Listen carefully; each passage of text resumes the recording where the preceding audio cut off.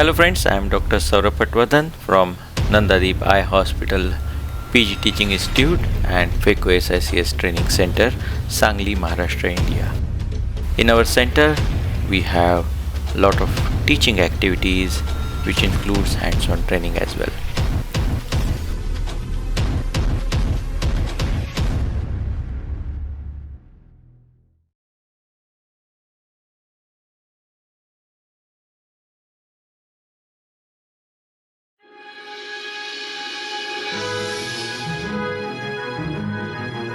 This video is part of FECOTIPS 3D teaching course.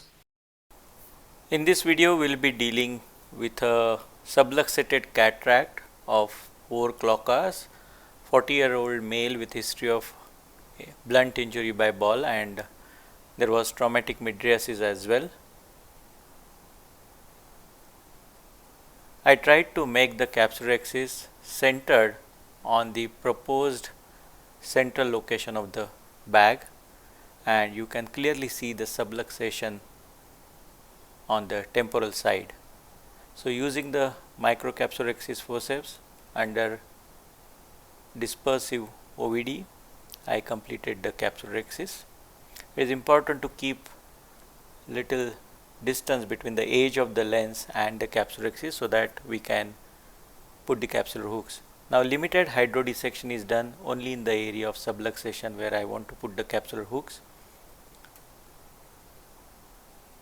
These are MST capsular hooks which support the equator of the bag.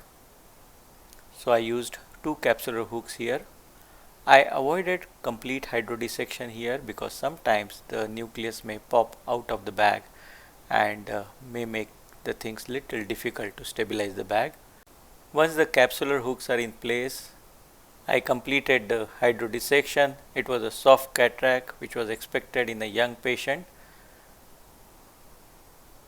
So after the hydrodissection, the lens aspiration was done. Very minimal phaco energy was required because of the soft nucleus there, and at the end did BSS OVD exchange to maintain the anterior chamber. Cortex removal was thoroughly done. Because I have not used CTR yet, it was easy. There was no trapped cortex under the CTR. So that is why I generally wait for the CTR insertion. I use the capsular hooks to stabilize the bag first, remove the cataract, remove the cortex, and then I will be inserting the CTR.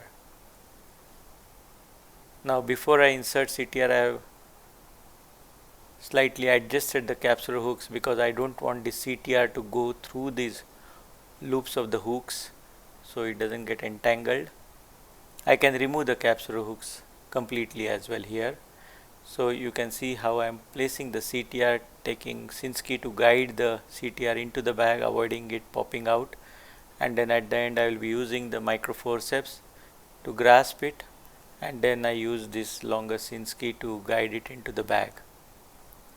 Now the bag is well supported. I can remove the capsular hooks. I will remove the little bits of the cortex which was left in the area of capsular hook there. You can see the bag is now stable.